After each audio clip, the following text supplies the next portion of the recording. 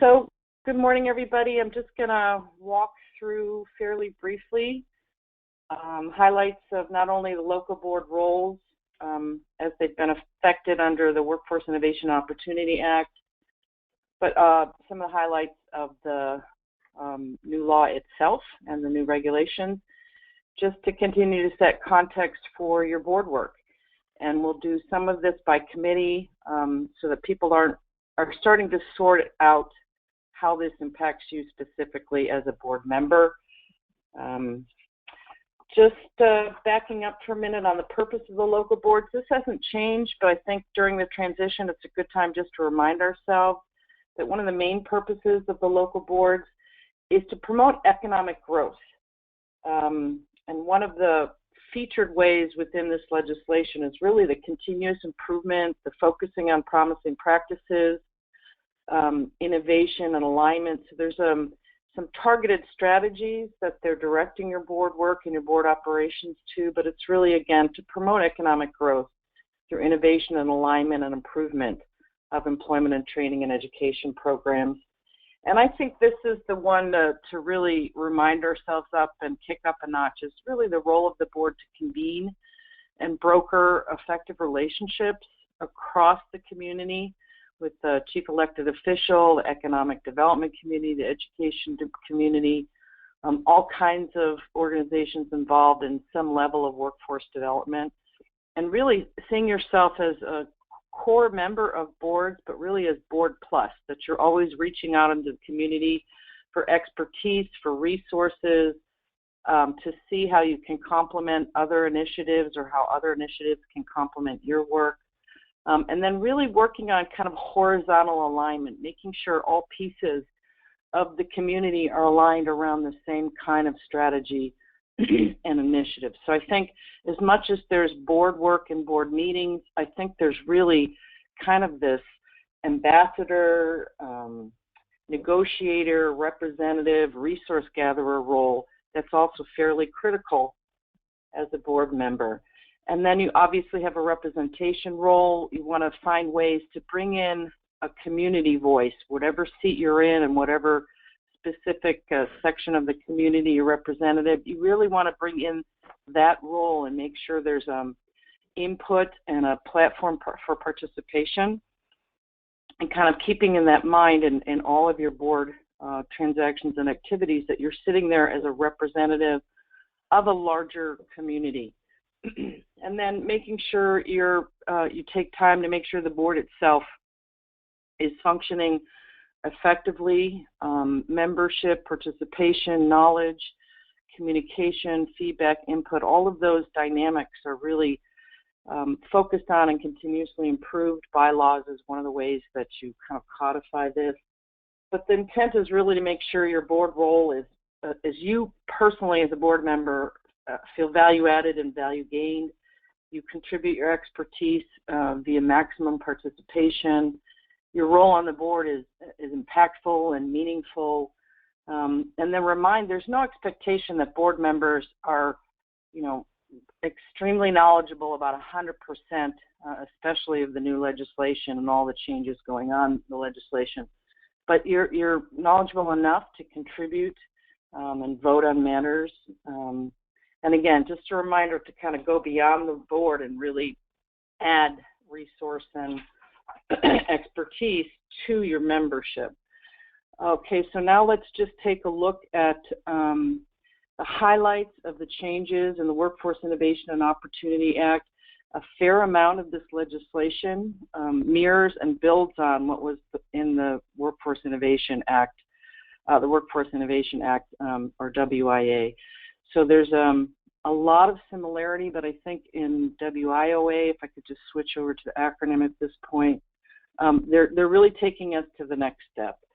So strategically within the legislation, there's a lot of direction for boards to do more strategy and less program operation, do more coordination and alignment, and less sort of silo functioning of independent pieces of the workforce system, to really go more to a macro level, and you see that in all of the requirements to think and act regionally, and a little less being an isolated or just a local area. And within the strategic direction in the legislation, I think sector strategies and career pathways are the two features. And I know we've spent a lot of time as a board talking about both of those. At the operational level, again, this is sort of next steps from WIA.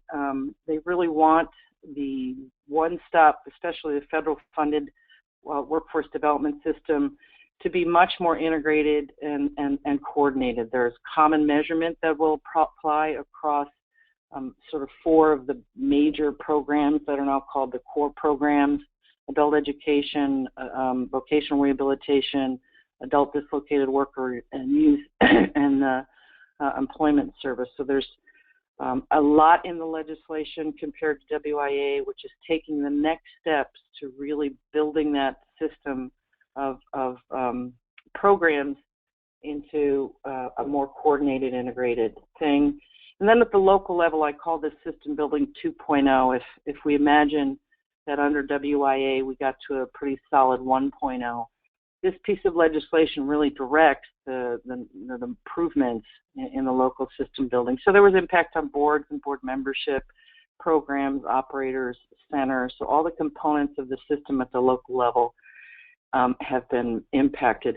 And they're really going from service integration to service integration. So instead of, a one-stop center where lots of different programs operate, really how you walk in and you get a package of services delivered to you as an individual, either a business or a job seeker or training seeker, as opposed to you see a lot of different programs operating. And there'll be a new requirement for certification at the local level as well.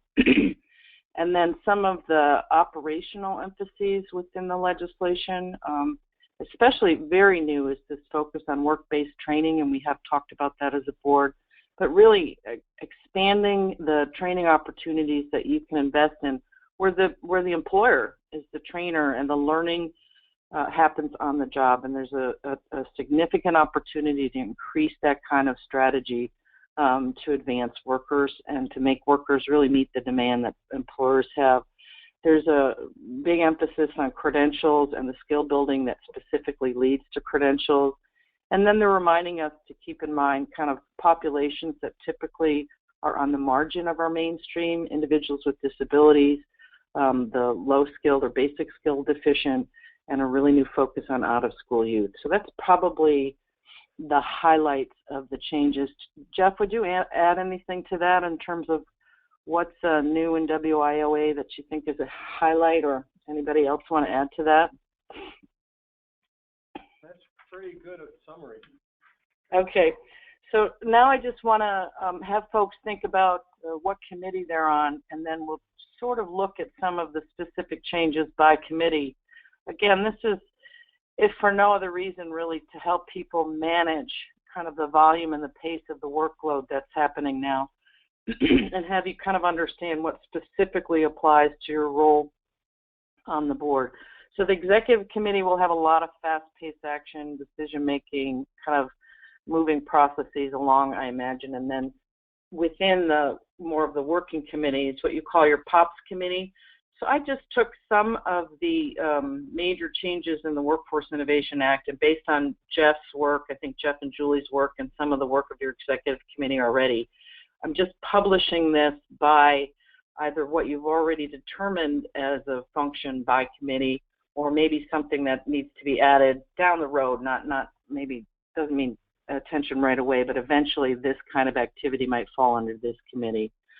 So the program review, operations, and performance standards has a fair amount of fast-paced work happening over the next several months, and that's really because some of the transition deadlines are within the legislation are fast approaching, and we've had delayed starts at the federal level and at the state level. So at this point, there's a fair amount of activity going on. Some of these new activities on WIOA for this committee include really coordinating and aligning the adult education and vocational rehabilitation programs with the local board's plan, and really bringing them into kind of alignment with where the adult youth and dislocated worker programs and employment service programs are headed, making sure these 4 core programs are really all operating on the same strategic platform and in the same direction. Revising the local performance and regionally negotiating the local performance and their new performance indicators. I think this would probably fall to the POPS committee.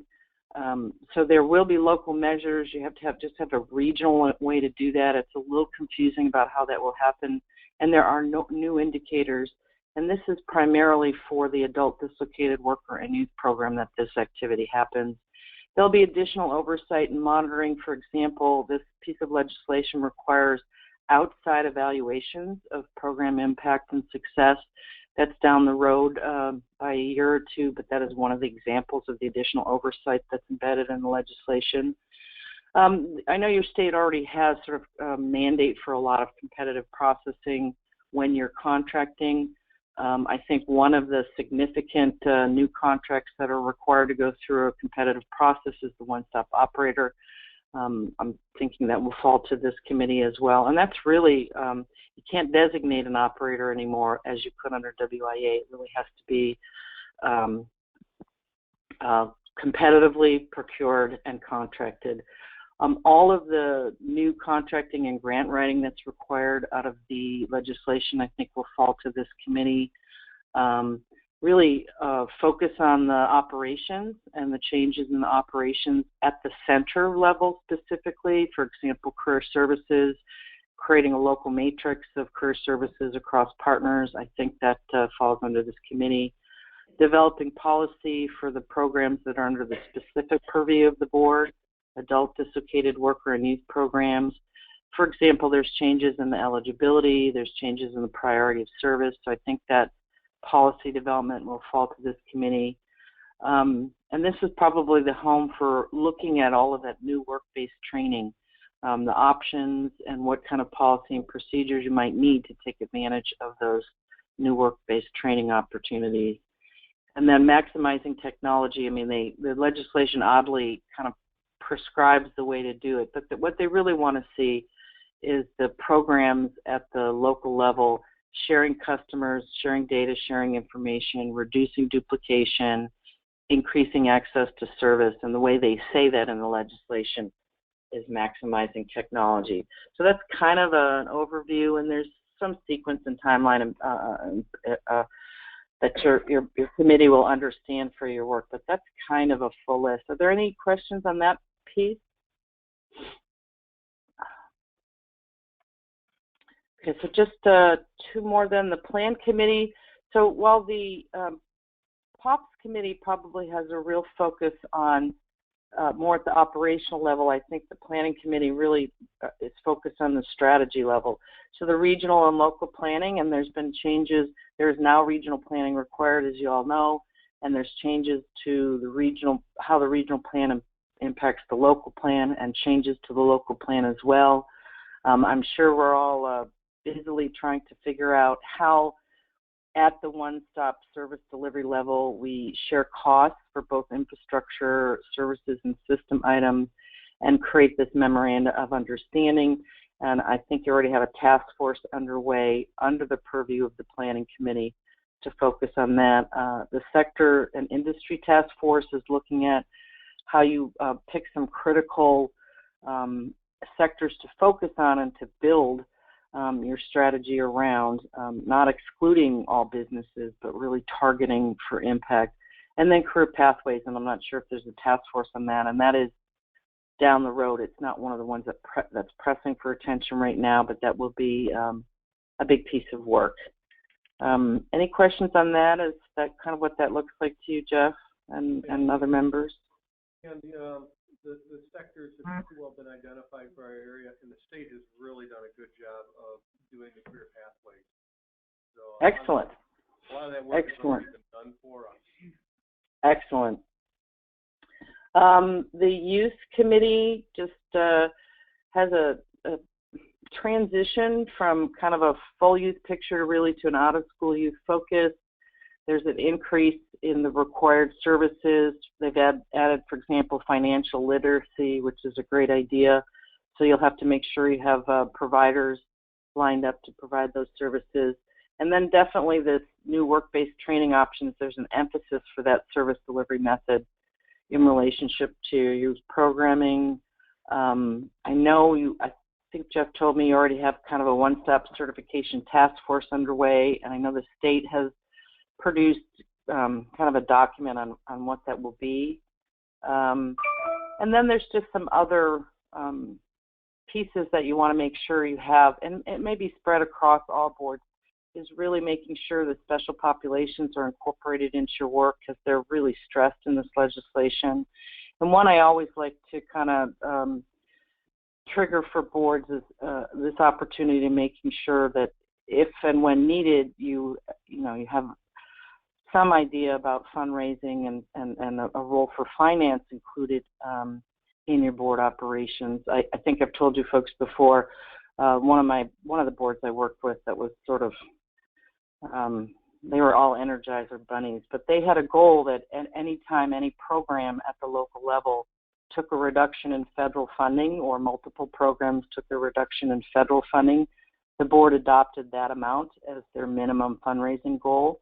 So they really wanted to make sure that they were operating at a revenue neutral point every year as opposed to continually trying to figure out how to do more with less. So I think that's sort of the WIOA highlights aligned by committee. Any questions or comments on that? Really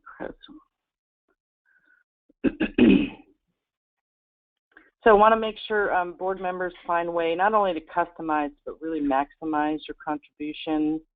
So thinking about your expertise both as a seat you represent and you as an individual, what are the kinds of things you highlight on your resume in terms of your skills, and then bringing those into your role on the board, analysis, planning, advising, community building, employer engagement, budget allocation, policy. So there's a lot of really key skills required for the board to be effective, and making sure board members find a place on the board in terms of the committees and the works where that is optimized.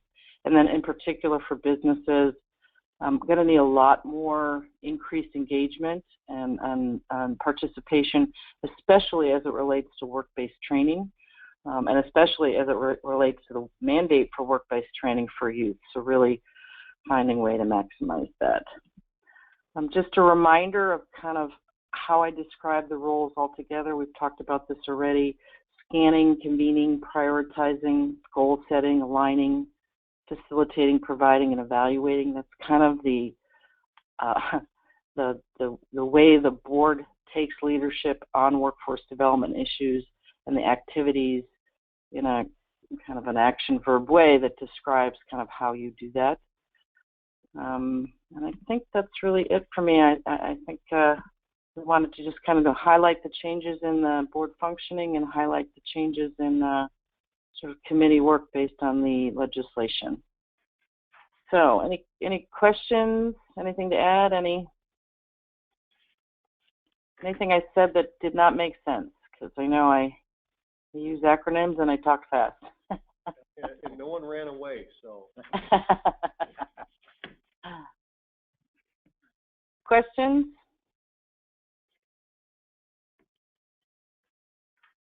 No, I really appreciate you taking the time to work with us.